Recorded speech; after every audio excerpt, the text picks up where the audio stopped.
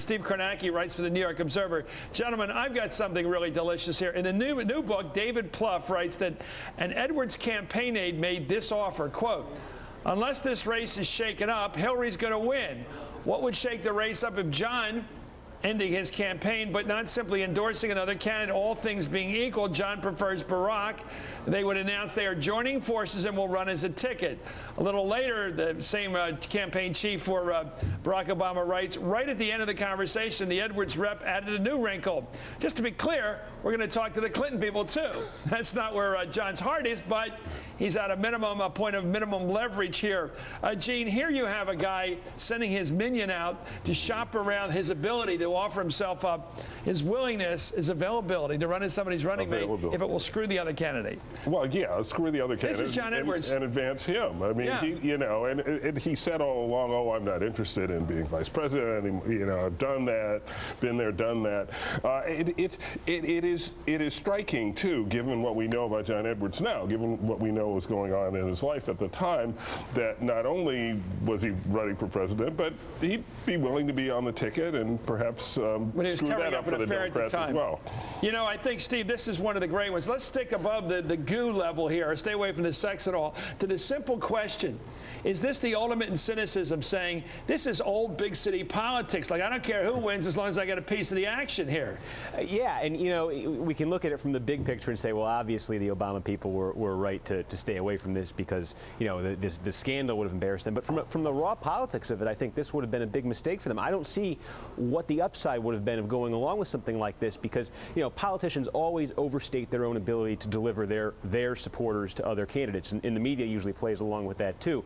You know, voters always, you know, they may like one candidate, but that doesn't mean they're going to share that candidate's second choice. But I think there was also a considerable downside, and we have to remember there basically was an informal alliance for a week or so, for 5 days actually, between the Obama campaign and the Edwards campaign, and that was right after Iowa, when Obama came in first, Edwards came in second, and Hillary came in third. And for those 5 days, the Edwards people actually thought they could flush Hillary out of the race in New Hampshire and get a one-on-one with Obama, then go win it in Nevada and South Carolina. And if you remember the debate on the Saturday night before the New Hampshire primary, when at the time Hillary was crashing in the polls, Obama was moving 10, 15 points ahead. Every time there was a dispute in that debate between Hillary Clinton and Barack Obama, John Edwards jumped in, sort of piled on against Hillary Clinton. It looked terrible. That helped Hillary. And that's one of the reasons why Hillary came back. So if they cut a deal like this, they got sympathy for the odd person out. Yeah, it seems to me that that Hillary won because of his sense. First of all, people love to keep that race going. Yeah, right. Nobody wanted to give it to Barack Obama after Iowa. But there was a sense that she was being ganged up on. Yeah. And that she was being treated unfairly, and that she had been treated unfairly in that debate. So it was. Yeah. Well, it just shows John Edwards is not leaving this world politically the best-looking candidate as he came in. Have lives, personal lives, that indicate something about what kind of human being they are. Can you believe this guy? What John had said is this woman had spotted him in the hotel in which he was staying. He was meeting with someone in the restaurant bar area, and she had verified with someone who John worked with that it was John. In an interview with Oprah Winfrey, John Edwards' wife Elizabeth said that she has no idea if the former presidential candidate is the father of his mistress's baby. Though judging from this photo, I'd say there's a resemblance. Hi, everybody. I'm Geraldo Rivera. Up front tonight, he may look like the Breck shampoo girl, but sanctimonious John Edwards joins the all-time Hypocrite Hall of Fame, according to his long-suffering wife Elizabeth's tell-all memoir, Resilience. Hitting the shelves this week, the book reveals how Elizabeth learned of his affair with the documentary filmmaker Rielle Hunter and why John Edwards, decided to stay in the race for the Democratic presidential nomination anyway. Meantime, tomorrow morning, Elizabeth will be making her first TV appearances since the news broke that the mistress is so enraged by the wife's unflattering description of her as the predator that she, Rielle, is going to have the DNA testing done after all to prove that former Senator Edwards is the baby's father. What is also clear is that while Edwards was lying, the National Enquirer was telling the truth. Here's Craig. The other woman has a baby. That's what I understand. And there is great speculation that your husband, John Edwards, is the father of that baby. That's what I understand. Edwards' dark secret was first exposed by the National Enquirer in October of 2007. And on July 21st, 2008, the tab blew the story wide open after catching Edwards spending the night with Riel and child in the Beverly Hills Hotel.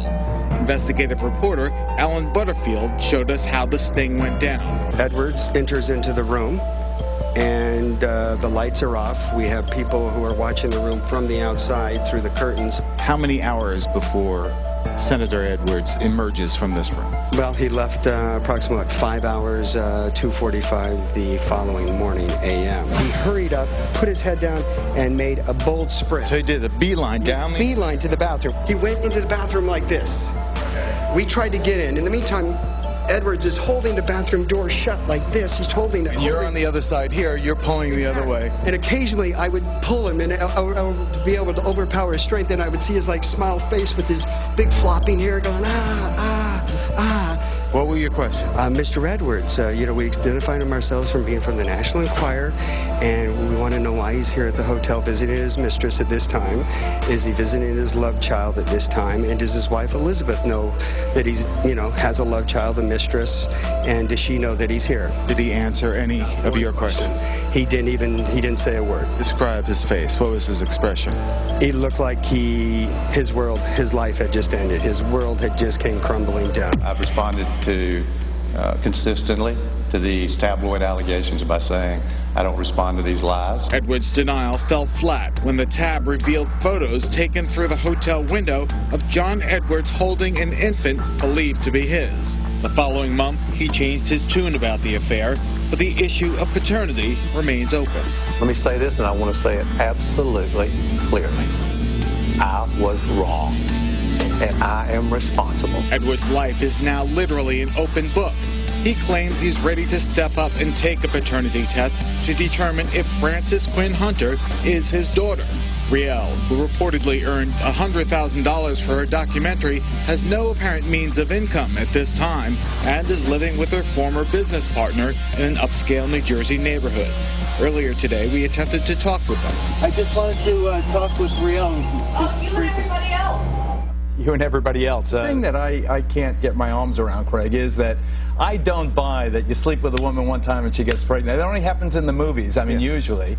So I can't believe that this was anything other than a continuing affair. I mean, they traveled together to Africa and all these other places. Right. I think the Enquirer in their investigation pretty well established that this was a continuing affair. They had met multiple times in Los Angeles and other places. And this is the guy, and you heard him putting down Bill Clinton.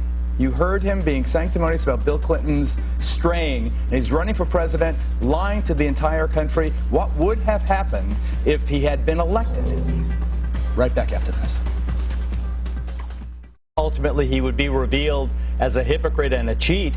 I'm joined by Monica Crowley, sits alongside me, the syndicated radio talk show host. Kirsten Powers, the Fox News political analyst and columnist. Julian Epstein is in D.C., is the former White House chief Democratic counsel. John Funn, the senior columnist at the Wall Street Journal. I'm going to go out of order of men before ladies here. Just ask you, John, about Iowa. Now, John Edwards came in second in Iowa. Yes, and if he'd come in first with just a couple thousand more votes and beaten Barack Obama, the race would have been very competitive between the three candidates, and it's conceivable Edwards could have gotten the nomination. But my point is, even assuming that was not possible, wouldn't Hillary Clinton had fared far better in Iowa if Edwards had dropped out prior to the caucuses there? I think it's safe to say, since she was the putative incumbent, she probably would have won without John Edwards' presence. So history would have been changed if the first National Enquirer story had taken hold rather than the second one. But Kirsten, this is a big deal. This isn't a story about an affair, really. This is a story about altering America's political history in a very profound way.